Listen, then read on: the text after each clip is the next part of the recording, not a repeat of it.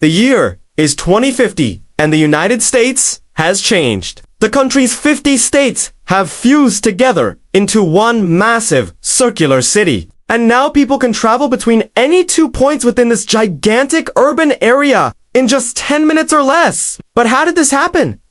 What caused these 50 states to turn into one big circle? And what kind of world do we live in where we can travel from Boston to Los Angeles in a matter of seconds? That's what we're going to find out today. So sit back, relax, and enjoy today's episode of Geography Now. The year is 2004, the first time in U.S. history. More than 50% of Americans are living in what geographers call areas with extremely high population densities. These areas, which include places like the Northeast, the Boswash, Research Triangle, Dixie Alley, Silicon Valley, and the Pacific Rim, contain most of the country's economic power. In fact, these areas are home to around 70% of the entire U.S. population. And while this is great for people who like to be close to jobs, schools, and other amenities, it's bad news for people who like space. So in order to address this issue, the government passes a new law that limits the population density of metropolitan areas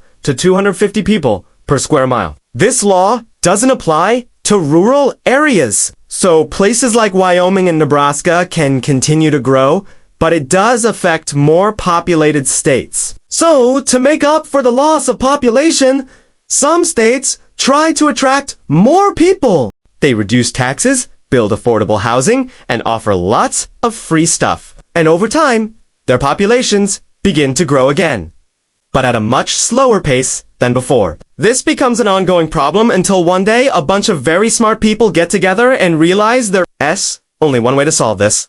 Build a new country. A country where people can live in cities without worrying about running out of space. It's not a bad idea, but there's just one tiny little issue.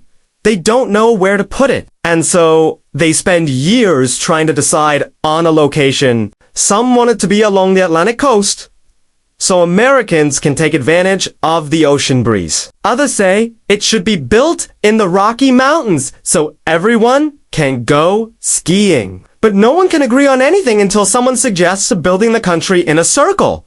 This seems like a crazy idea at first. After all, there are no natural circular land formations in the United States. But then someone mentions that maybe they don't need a perfect circle.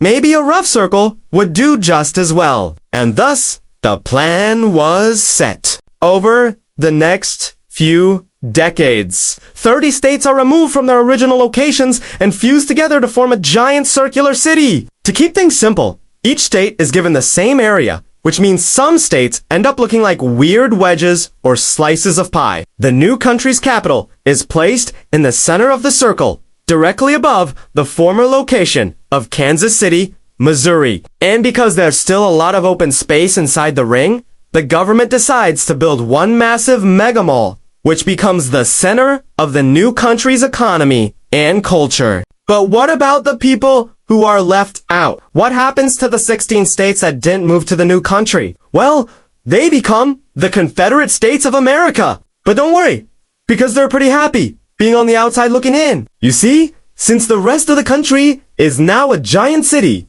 it's actually a lot quieter out here. Plus, there's a lot more room to build things like wind turbines and solar panels. And in a few decades, these 16 states become the most sustainable place in the world. Oh wait, no, it's 2048 and something terrible has happened. The sun has gone out, plunging the earth into darkness and ending all human civilization as we know it. The only surviving humans live in bunkers deep underground, where they wait out the apocalypse and dream of a time when the sun will shine through the clouds once again.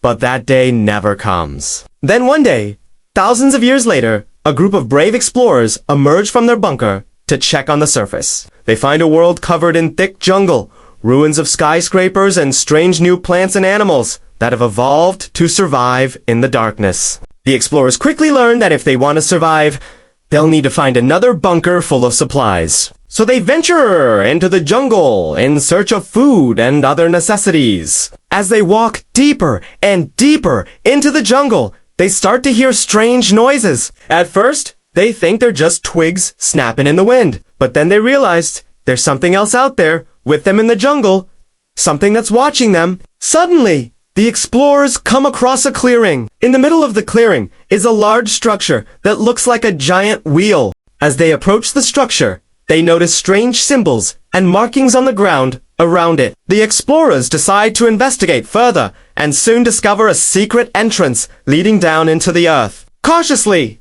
the explorers descend into the tunnel. The tunnel is dark and narrow, but after a few minutes, they reach a large chamber. Inside the chamber, they find a group of people who have also survived the apocalypse. The leader of the group explains that they've been living in the bunker for thousands of years and that the structure above ground is a remnant of the old world, a world that existed before the sun went out. He says the device was used to control the climate and weather of the old world, but it hasn't worked properly for thousands of years. One of the explorers asks if they can fix it. The leader says it's possible, but it will take time and resources. The explorers agree to help, and over the next few years, they work with the bunker dwellers to repair the device. Once repaired, the device begins to emit a strange energy that starts to have strange effects on the world around it. Plants begin to grow faster. Animals begin to appear from the jungle, and the temperature begins to warm. After several years of hard work, the device is finally operational. The explorers and the bunker dwellers emerge from the structure to see a world that is slowly returning to normal. They know that the device won't be able to restore the world to its former glory, but it's a start. The people of the bunker decide to leave their underground home and start a new colony on the surface. They name it Nova City in honor of the new life that they hope to create as the years pass. Nova City grows and thrives. The people rebuild society from the ashes of the old world, creating a new government, a new economy, and new technologies. They even manage to contact other survivors and bring them into their community. Nova City becomes a beacon of hope in a dying world. Now, let's take a look at how this country might look on a map. The first thing you'll notice is that it's circular. That's because that's the shape that the country was originally designed to be. Over time, the circle has become a bit distorted due to erosion and other natural processes. But for the most part, it still resembles its original shape. The country's capital is located in the center of the circle. This was done intentionally so that the capital would be close to the center of gravity of the country. This makes it easier to govern over the country as a whole. Since the capital does have to be dragged around to keep up with the country's center of gravity, the country's largest river is the Mississippi River. It flows from north to south through the country, dividing it into two roughly equal halves. The river is very wide and deep, making it an important transportation route for the country's economy. The country's highest mountain is Mount Elbert. It's located in the Rocky Mountains on the western half of the country. The mountain is over 14,000 feet tall, making it a popular destination for hikers and skiers. The country's largest lake is Lake Superior. It's located on the northern border of the country and is shared with Canada. The lake is very large and deep, making it a major shipping route for the country's economy. Now let's take a closer look at the country's flag. The flag's design is based on the original design of the United States flag, which itself was based on the flag of the Dutch West India Company. The flag's colors are blue, red, and white. Blue represents freedom, red represents courage, and white represents peace and unity. The flag's shape is a rectangle, which is the traditional shape of country flags. The flag was adopted in 2050 when the country was first formed. So what do you think? Would you rather live in the original United States or in the United States of today? Let me know in the comments below. And as always, thank you for watching.